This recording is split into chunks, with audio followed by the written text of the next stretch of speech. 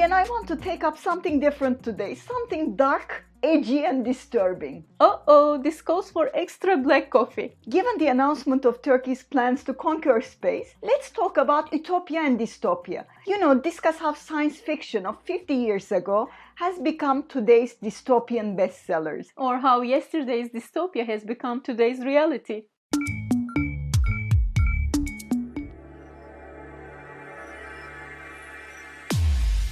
This is the Turkish Coffee Podcast by Nazlan, Ertan, and Aygen Aytac. Two witty women who have been friends for decades as they traveled and worked all over the world.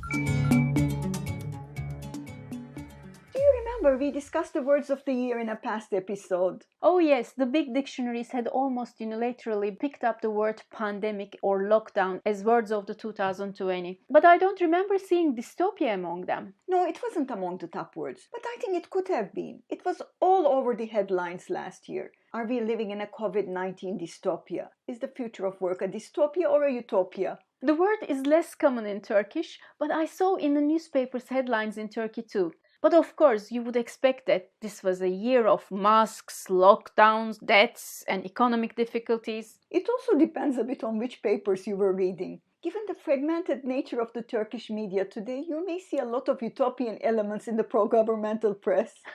We certainly saw enough utopic news. The discovery of gas in the Black Sea, the call of the president for a new constitution prepared by all sections of the society, the development of the Turkish COVID vaccine. And my favorite was 4 panelists discussing how Turkey can exploit raw materials in space, right after the announcement of Turkey's new space program. I think it was precisely that image that got me thinking of Utopia, the good place, and Dystopia, which literally means the awful place. Nazlan, perhaps it's worth reminding our listeners that President Erdogan said that Turkey would establish a first contact with the moon in 2023. When the country marks the centennial of the founding of the Republic. And the moon landing will be the first step of an ambitious 10-year space program, according to the president's televised speech with sound effects. I thought the statement of space conquest hand in hand with other nations was definitely utopian. It sounded like Star Trek, the only utopian science fiction I ever watched, where the world had evolved into a peaceful confederation. But the president's presentation with techno effects looked like a dystopian novel where the mighty leader makes an appearance. I could not quite decide whether it was modeled after the Hunger Games or 1984. Initialization of the natural disaster software. Your experience is now under our control. Any discussion that starts with dystopia mentions 1984 by George Orwell, written in the year 1948 after the end of the World War II. Oh, here comes one of Aygen's famous footnotes. I haven't even said it yet. But the famous novel has a Russian forefather, We, by Yevgeny Zamyatin. Both refer to a repressive totalitarian society, a victim of that repression, and an attempted overthrow of the regime. It is 1984, not We, which has become globally famous though. 3 years ago, I have done a story on how 1984 became popular in the Middle East again. It had already become a bestseller around the world in 2017. But the play was staged in Tel Aviv, and Istanbul's Pera Museum had launched an exposition called Doublethink. The doublethink is the key Orwellian concept of holding 2 contradictory ideas at the same time and forgetting any fact that is inconvenient. Looking around the world, you see the temptation to reread 1984. Fake news on military gains, cameras everywhere, authoritarian regimes with a strong leader, definitely not being ashamed of holding 2 contradictory ideas at the same time, or of skipping any fact that is inconvenient. We see these all over the world. And morning exercises through a screen, don't forget that. This is exactly what some of my friends are doing every morning now that gyms are closed down under COVID-19. No wonder you said yesterday's dystopia was today's reality. Well, we belong to a generation that has grown up with dystopian science fiction. That's why we can spot the parallels immediately. The novels I have read in my teens were mainly about computers in control or a faceless ruling class using advanced technology running the world. And people whose future was set out at birth, whether they would be a worker, a scientist, or a member of the ruling elite. They would work, relax with some form of a drug, and have holidays in virtual reality. As we would see in some of the novels, sometimes there's a very thin line between utopia and dystopia. Utopia, which very much involves social engineering, can easily turn into dystopia. Yes, that was pretty much the theme both in Huxley's Brave New World and in Stanislavski's The Futurist Congress. The new system, which professes to be a just and happy one, starts with good intentions but becomes suffocating and eventually deprives people of their humanity. No wonder they have become popular again. I've just seen the Brave New World made into a series.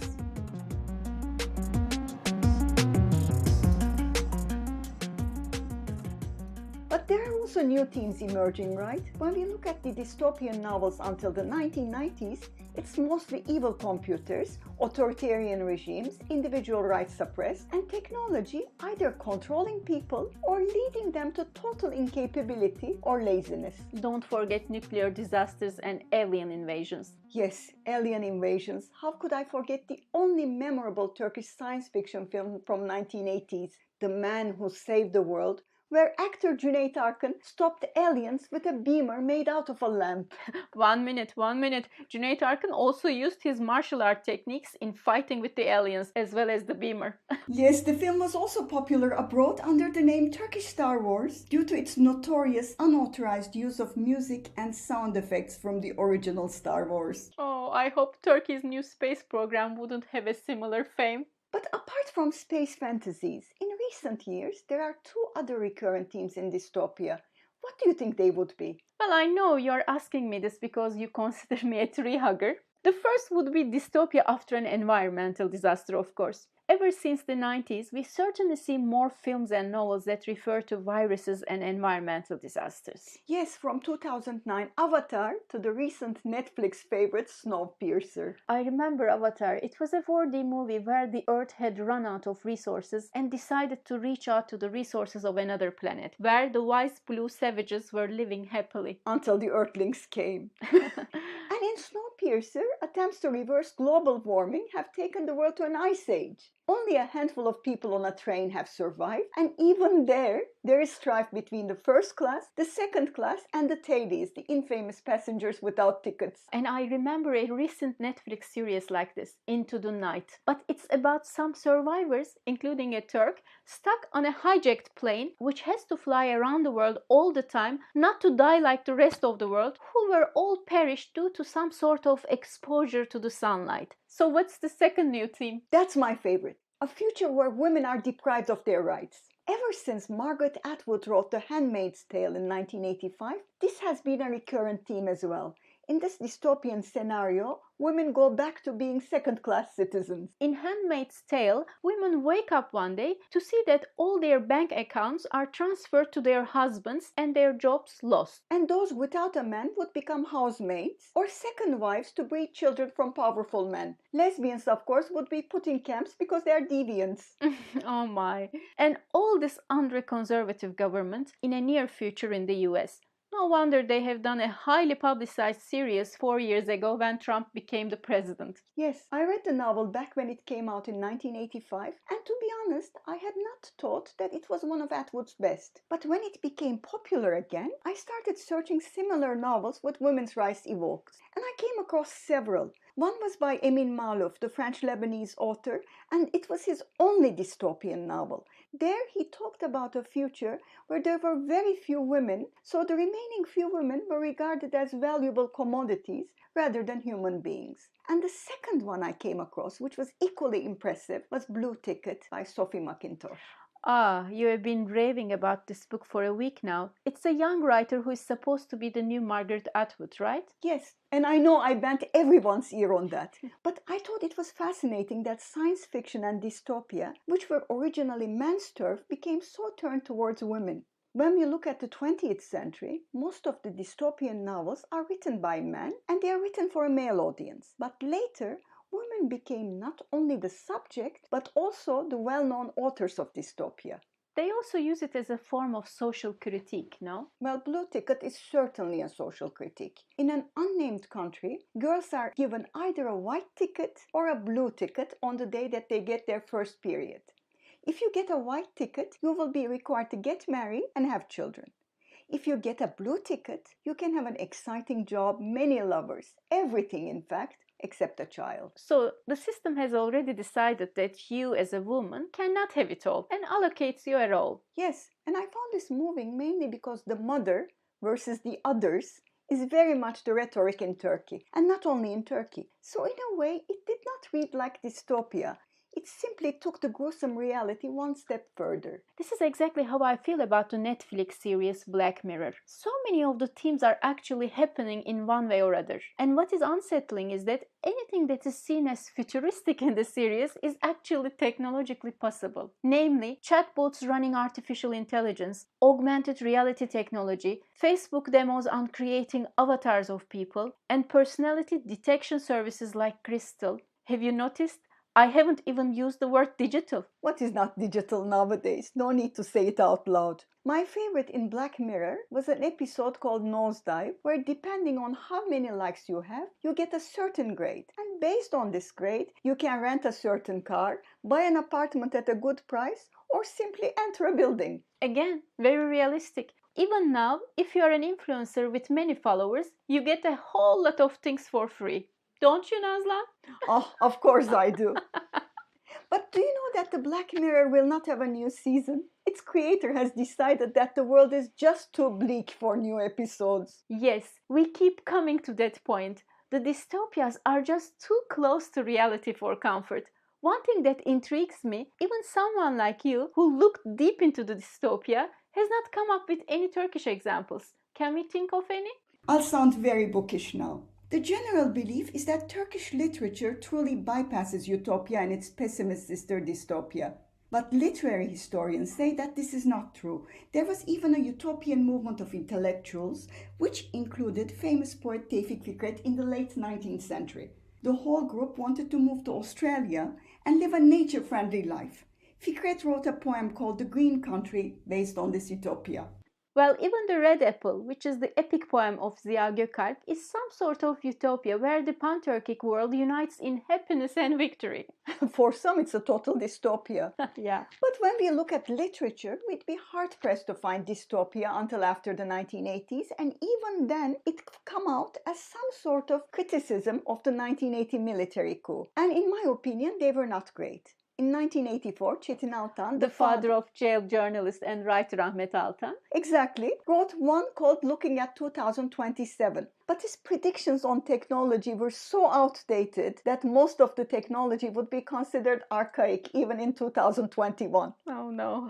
I think there are several dystopias on environmental disasters. The General of the Wasteland by Oya Baydar, where inequality, poverty and waste caused the underdog to rebel. Yes. And then Oya Baydar followed up with The Night of Children with Dogs, which was another environmental disaster, written with the help of Ömer Madra, arguably Turkey's most outspoken environmentalist.